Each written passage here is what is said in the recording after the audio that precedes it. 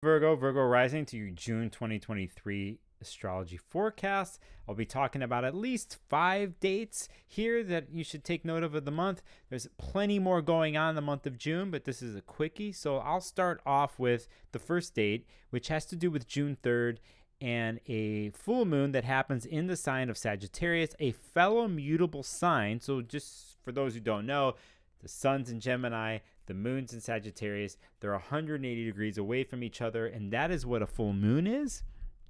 It is happening for my Virgo risings in the area of your chart that deals with home, family, the past, lineage, connections to all that, pretty much homey stuff, parental stuff, all those types of things. This Sagittarius full moon illuminates that area.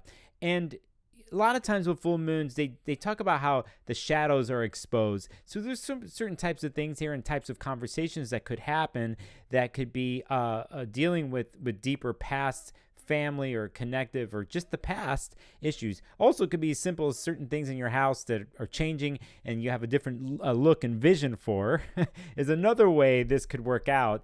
I do want to point out that day Mercury is still in the sign of Taurus and communicating in that sign. It's been there for 2 months because it's gone through a retrograde there and it's almost done. But that day, Mercury connects with Uranus and Taurus in the sky. Uranus, the planet that brings rebellion and change and looking at things from a different angle, a progressive new way, is erratic and full of surprises. That particular day, there's a possible conversation or two that can come out of the blue. And I just want you to be ready for that. But pretty much the full moon deals with roots, home, and your foundations. When we get to June 5th, we have a huge day that happens for everybody, pretty much, is the planet Venus that she deals with relationships, how money and resources, how we relate to others and the rest of the world, and how we seek harmony through our senses with Venus, enters the fixed fire sign of Leo, which is a huge transit pretty much for the year because Venus will be entering Leo on the 5th, and it will not leave there all the way until October because she will be going retrograde in the middle of the summertime. Retrograde means backwards, review. And this happens in the part of your chart that deals with a place you go towards or a meditative place, sometimes a place of exile, a place that's not the most popular place in the astrological chart world. They call it the 12th house. Sometimes it's a place of isolation and grief and sorrow. And sometimes it's a place like where we go to our basement or our metaphorical attic and we kind of have to sit and be there and then eventually clear things out. I like to take the approach that it is a meditative, rehabilitative place in the end. And by Venus in Leo being here all the way from June to October, you're going to have a interesting way of relating to this place and to the type of place that has afflictions, possible types of illnesses, grief, sorrow, the past, but also to transform that into a rehabilitative way and how you relate to that story. In the end, Venus and Leo, Venus wants to express itself through Leo, and Leo's all about expression and creativity and showing of the inner light of oneself and in the many different ways of how that is expressed. It's just happening in this sneaky little 12th house, and you have to remember to go through the metaphorical attic and basement of your mind or self and world and purge things out and not be afraid to talk about those things. Okay, so when we get to the June 11th, Mercury finally leaves Taurus after being there for several months and enters its home, the quickest place it can function and be, the sign of Gemini. It flows here. Communication flows. This is a big deal for you because you're Mercury ruled. Virgos are Mercury ruled. So you always pay attention to where Mercury is because it directly affects you. The place, your career, and your public stance, your public face, and the stage that you stand upon, and how people see you, and what you like to be the authority on, or what you're the authority on, is in play here with Mercury here. And now you're flowing. This part of your chart, I want, if you can, to line the details up, which you're so good at this, and start communicating things and start relating to people in this part of your chart, in this public sector part of your chart. It's very sociable, actually, Mercury and Gemini, and it wants to butterfly from here to there, and there's connections that need to be made.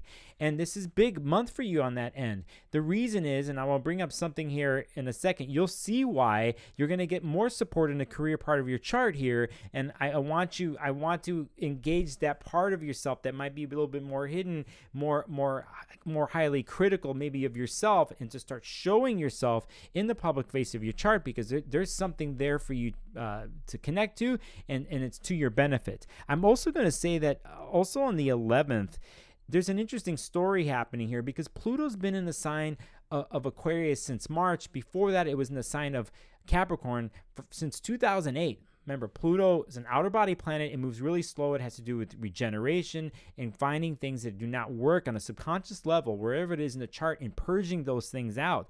It goes back into the sign of Capricorn on the 11th too, and it will not leave there until the end of the year.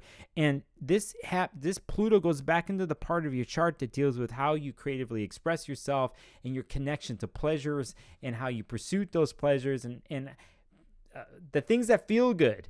And you've had a transformative story there since 2008. And now you can look at that story, and there might be a theme or a story or two that happens in that part of your world.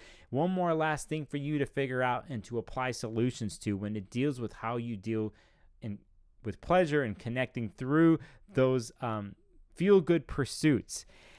When we get on the 18th of June, now we have 2 weeks later, we have a new moon, and it's a new moon in Gemini, and this new moon seated place is back into your career house. And this is what I was talking about earlier, about how showing and communicating and expressing yourself and what's pretty much on your mind in the career house. Let's say you have a new career, a new website, or a new project that you want to put forward. This is the month to do it, to show that, and to cross the T's and dot the I's, as they say, with detail that you're really good at, and to actually, it's a seeding moment in your public face part of your chart. I'm reiterating this. I want you to put yourself out there, and I want you to speak your voice, and also to have people or situations that will back up your ideas, thoughts, and opinions, and your vision, and how you communicate that vision. When we get to the 21st, the Cancer birthdays start. We leave Gemini birthdays and we go into the Cancer birthdays. And several days later, on the 26th, Mercury leaves that career part of your house in Gemini and goes into the sign of Cancer, which now we get into the more communicative realm that deals with our emotions, our sensitivity, first of all, how we find safety and security, and in that place, how we communicate our feelings. And this is happening in a part of your chart that deals with your friends and community, and places where people are aligned to you, your patrons, people support you, pretty much a place where your dreams are supported by others, possibly. And I would, at this point here, from the end of June into July, you might have more conversations that deal with a more personal, emotional connection in your world, and how you do that with friends, and how it's connected to your visions and what you aspire to. And eventually, some of those visions hopefully can be fulfilled. But it's not without these allies and friends in your communication emotionally with them. All right, that's a quick version of the month for you. If you like what I do and you've never been here before, please subscribe to my channel. I'm Sparkles of Gold, aka Nicolas Polymenakos. I also do live streams every month where I do live astrology chart readings on air where people call me. I do that. You could check those past ones out there. I'll have one in June too.